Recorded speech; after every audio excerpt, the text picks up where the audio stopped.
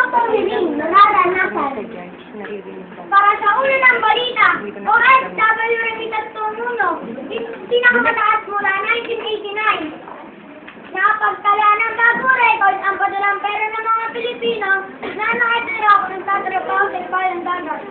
Inuulat ng Bangko Sentral ng Pilipinas o BSP, nagpadala ng mga overseas Pinoy ng 1.5 billion noong mundo.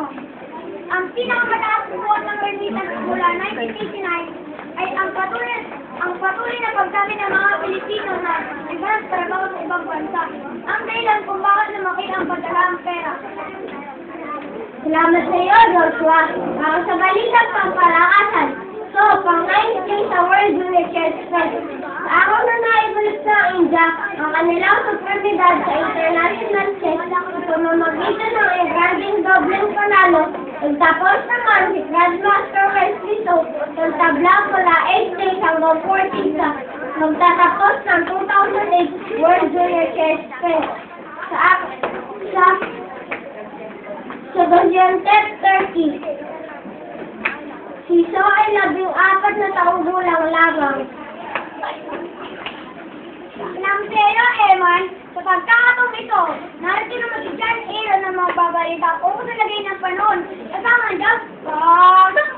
Ang rehiyon ng Bicol, Luzon at Mindanao ay makararanas na maulat na pagpamilin na may talas na pagkulan at pagtulog. Habang ito'y magiging maulan sa timog kanluran ng Mindanao. Ang ibang bahagi ng bansa ay makararanas ng paminta-mintang pag-ulan, pagtulog, at pagtulog. Kadalasan ay sa hapon o gabi. Ang araw ay tumikat at pagtulog sa umaga at lulubog sa itinay ng gabi. Ako po si John Aaron at kasama si Agostino. Ang buwan ay tila isang gulo. Kung minsan ay nasa ibabaw at hindi talas ang panahon ay ligaya, kaya't lagi maging handa. Salamat sa iyo, John Aaron. Muli, isang magandang umaga. Ako po si Joseph P. Baltasar. Ako naman po si Marian Manuel Aupaglia. At si John Aaron Van A. Stereo.